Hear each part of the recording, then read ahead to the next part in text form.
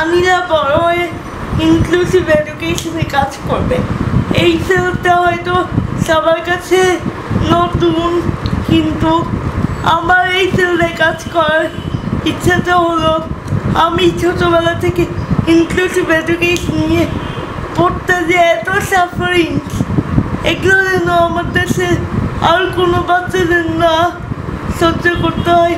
তাই জন্য আমি ইনক্লুসিভ বাংলাদেশ করে তুলতে চাই, ইনক্লুসিভ সোসাইটি, যেখানে সবাই একসাথে থাকবে, কেউ কাউকে হিংসা করবে না, কেউ কাউকে ছাড়া এগিয়ে যাবে না, কারো ভালো দেখলে কেউ কষ্ট পাবে না, সবাই সবাইকে হেল্প করবে।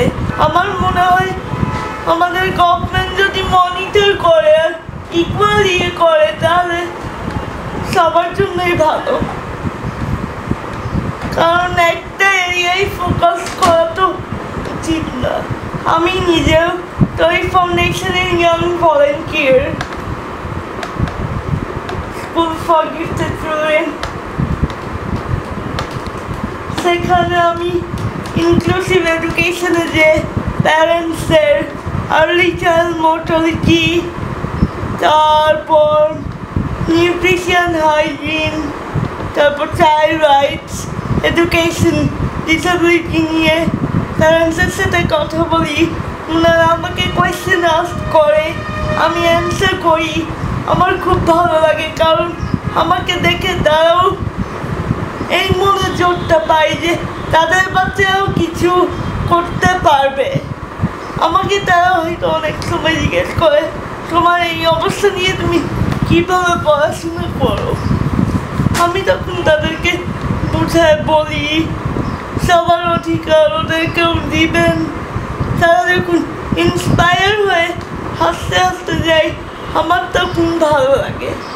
আমি যখন দেখতে পাই তাদের মধ্যে ওই ইচ্ছাটা জেগে উঠে যে আমাদের বাচ্চারাও পারবে, ওদেরকে নিয়েও আমরা স্বপ্ন দেখতে পাই, আমার তখন খুব ভালো লাগে।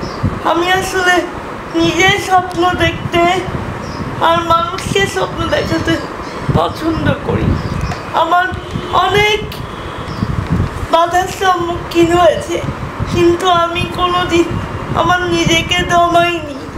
আমার ইচ্ছা, আমার পরিবারের ইচ্ছা কোনোদিন আমরা নিজেদেরকে থামিয়ে রাখিনি। আমরা চাই পিছনের কথাগুলো ভুলে যে সামনে এগিয়ে যেতে।